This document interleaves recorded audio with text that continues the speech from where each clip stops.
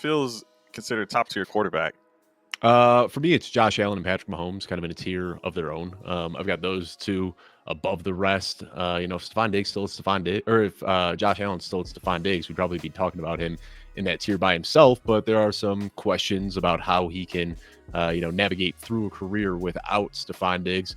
Of course, Patrick Mahomes, it's kind of weird. Like I see people finding reasons to fade him. I was in a Dynasty mock startup recently where he fell all the way to 106 in a super flex mock. I mean, at the end of the day, when you look at what Mahomes has done throughout his career, he's given us 2 years as the overall QB1. And then the worst year we've seen from him was a per game QB9 finish. So like you're getting guaranteed top 10 production with a ceiling being the best quarterback in fantasy football.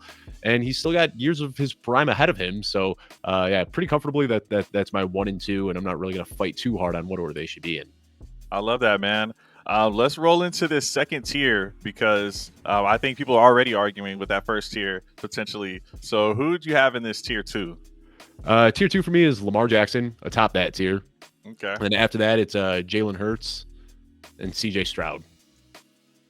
Okay. And look, the argument a lot of times is going to come down to the rushing, right? For Lamar Jackson and Jalen Hurts here. For me, we have seen Jalen Hurts outscore Lamar Jackson multiple seasons, and he has better weapons. So for me, I have Hurts over. But again, this is all within the same tier. And with the Stroud, it's similar to the Mahomes situation. Elite arm talent, great weapons. The thing you didn't mention about Mahomes is he has better weapons than ever. So it's just, it can continue to get better. Also factor in some of the offensive coordinator play calling. And to some degree, you got like Andy Reid and Stroud. His team is really bright from the offensive standpoint. So I like these guys right here. And I think for Stroud me, is kind of the outlier in this year because he could either move up or down based on what he does this year. And I think that's why I'm okay putting him up here. You look at like his production profile and like what he has actually done so far in fantasy, and he's actually a lot closer to probably Joe Burrow and Justin Herbert and maybe some of these guys we're going to talk about in the next tier. But I'm okay putting him up in that tier higher because he did that as a rookie and he still has so much room to grow. I mean, like a 50 touchdown season shouldn't be out of the question for CJ Stroud within the next couple of years. Absolutely. He's also the youngest here. And part of the reason these next quarterbacks we'll talk about, I have lower as well, is because we've seen all of these other guys have a potential season-ending injury. So let's jump into this tier 3. Who do you got in this tier 3? Tier 3 for me, this is going to be Joe Burrow, Justin Herbert, Caleb Williams, Kyler Murray, Anthony Richardson, and Jaden Daniels. This is a pretty big tier for me. Let me know if you want me to go through those again. So again, that Burrow, Herbert, Kyler, those are those injured guys that I mentioned. And we know they have that a little bit more upside, but that's kind of why I have them in the same range as well. And who's the fifth or the other that I missed? So it was Burrow, Herbert, Kyler, and then Caleb Williams, Anthony Richardson, and Jaden Daniels. Yeah. So the other guys with the immense rushing upside. So I love that. And it's been tough because for me, I do wonder in Dynasty, how much you want to weigh, hey, for Jaden Daniels, we haven't seen it yet, but are you willing to just put him there? I am personally, because it's all about getting ahead of the curve, especially when we're talking Dynasty, and he has that similar upside that we saw from an Anthony Richardson, but we've seen the Kyler Murray and Anthony Richardson get injured as a rushing type. Does that ever kind of weigh into how cautious you are with just vaulting a Jaden Daniels type up? No, not at all. And I think the concerns with Jaden Daniels are like what his longevity could look like. He could be on a similar trajectory to a Justin Fields where he struggles to read NFL defenses. That pressure to sack ratio that we saw in college carries over into the pros. I think that's the concern with Jaden Daniels is that like 3-4 years from now, he might be out of a job. But I think as long as he is out there, he's going to be giving you elite production. I mean, this is a guy who rushed for 1,134 yards in college, led the NCAA in yards per attempt on the ground. And he's a good passer and he's got good weapons around him. And he has a coach that's like brought the best out of a young developing quarterback before. So Jaden Daniels checks basically every single box for me, except for the expected longevity box. Absolutely. I'm excited. Commanders might actually be decent again. We'll see what happens there. I think they should have good defense as well. All right. So tier 4, lay it on me. How are you feeling about this next tier? Is it a significant drop off? I don't think so. There's a lot of high points per game scores potentially here, but who do you got here? Yeah, for me, this tier and Jordan Love is the one that could probably move into the tier above based on what we saw, but I still do have some concerns. We saw a really good start to the season, a pretty mediocre middle of the season, and then a really strong finish. I keep going back to that kind of dip in the middle of the season. That concerns me a little bit. Now that NFL teams have a full season of tape on Love, I wonder about how he might be able to adjust, but Love is still atop that tier for me. And then after that, it's Trevor Lawrence, Dak Prescott, and Brock Purdy in here. All right, Trevor Lawrence. We got our guy Jack and Brock Purdy. Yeah, for me, I like this tier. I recently moved Brock Purdy ahead of Dak because their points per game was similar. Purdy was about half a point less, and then the age doesn't really matter for Dak, but it is still about 8-year difference or something like that. And I like the play calling behind him as well, and I do think they'll keep him. So I love this tier of guys. I've been struggling with Trevor Lawrence. I've actually been lowering him. It's hard to lower him below Dak because of age, but I just haven't seen the points per game, and I don't see the offensive weapons around him being better than last year. Maybe it's the same as last year, and maybe in the future it increases, and maybe he just gets better. But T-Law is the main guy I kind of have issue like figuring out where to rank.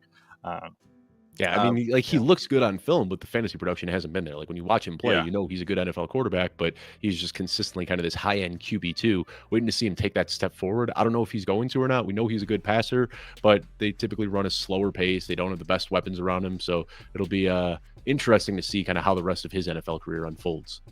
I have Trevor Lawrence at 15. You got him at 13 here, pretty much the same.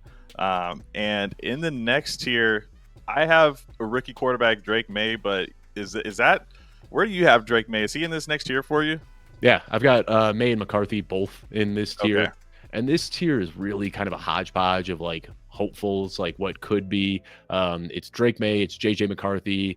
Actually, Tua Tagovailoa is at the top of this tier. I just bumped him I've up got him in there spots. too. Yep. Yeah, I bumped him up a few spots with the new contract there. So it's Tua, Drake May, JJ McCarthy, Bryce Young, Jared Goff, and Deshaun Watson in here for me. Yeah, and I'm pretty locked in on the Carolina Panthers. Not from Carolina, but I've had at least 5 guests on the show from Carolina, whether they're fans of the team or not. And they're just throwing so many weapons around the guy. You have to give him another shot here. And just based on some of the other quarterbacks below with the age and all the weapons they're throwing at him, we'll know after this year. We'll know if he's good or not. But it's just really hard to give up on the number 1 overall pick who has all of these different weapons around, not just at receiver, but running back and all of those things. Okay, so let's see. We're getting close to the end for the quarterbacks. Who do you have in tier 6? So for tier 6, for me, it's Baker Mayfield, Geno Smith, Kirk Cousins, Will Levis, and then just a bunch of other veterans that I've got here. Aaron Rodgers, Matthew Stafford, and who's the other one? Why am I drawing a blank? Aaron Rodgers, Matthew Stafford. Oh, and Russ Wilson. And what about Jared Goff? Oh, Jared Goff was in the tier above. I had him right after Tua. Sorry about that. Right. That's no problem. It's just like, can't forget about him. And okay. Deshaun Watson was in that tier as well in tier 5. I've got him a smidge above some of these veterans just because I don't feel like we've seen a fair shot of what he can do in Cleveland. He's been banged up. The offense has really obviously, not been anything particularly special. But I can't help but keep going back to the fact that he was a top 5 quarterback every single year in Houston and thinking that maybe this year, healthy, a lot of the off-the-field stuff behind him, that he could potentially bounce back. Yeah, I agree. He still has some legs under him where none of the quarterbacks in tier 6 have any potential for rushing upside from what we know at this moment. And really, just for this final tier, would you have Penix in here? And would you have him ahead of Bo Nix? I have Penix and Bo Nix back to back. I actually have a slight edge to Michael Penix. I just think that he's a better prospect. He's also got better weapons around him when it comes time to start. So I've got Penix and then Bo Nix.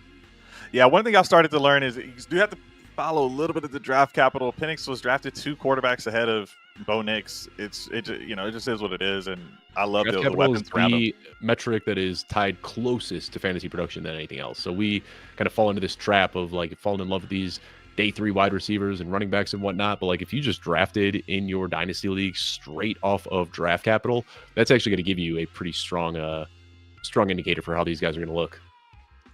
Awesome, man. Well, I appreciate going through those. It looks pretty good. And I would just say Justin Fields a little moonshot upside. I don't mind taking him later in drafts. Daniel Jones got a little rushing upside as well, but with him coming off of the ACL injury this season, it's just not the year I want Daniel Jones as he's recovering, and then I also don't want him long term, unfortunately. So it's kind of tough for Daniel Jones where he's sitting right now. But with you being a Chicago guy, do you still believe in Fields, or is it the Steelers' problem now? It's tough, man. I was like the biggest Justin Fields truther, like loved him at Ohio State, was stoked that the Bears got him, but he just never took that developmental step forward that I wanted to see in the pros. We know the rushing upside is there, but like I kind of talked about with Jaden Daniels, like that pressure to sack ratio is no joke. Like if you're unable to avoid pressure at the NFL level and it's turning into sacks and those sacks are negatively impacting the offense, you're not going to be able to find a job for a long time. You got a couple of days, with the ones in Pittsburgh when Russ Wilson was out, that calf injury, and the reports out of Pittsburgh are that he's nowhere close to starting, that there's still a huge gap between him and Russell Wilson, and Russ didn't look good that last year. So like if you're struggling to compete in a job with Russell Wilson, that just, you can't help be concerned.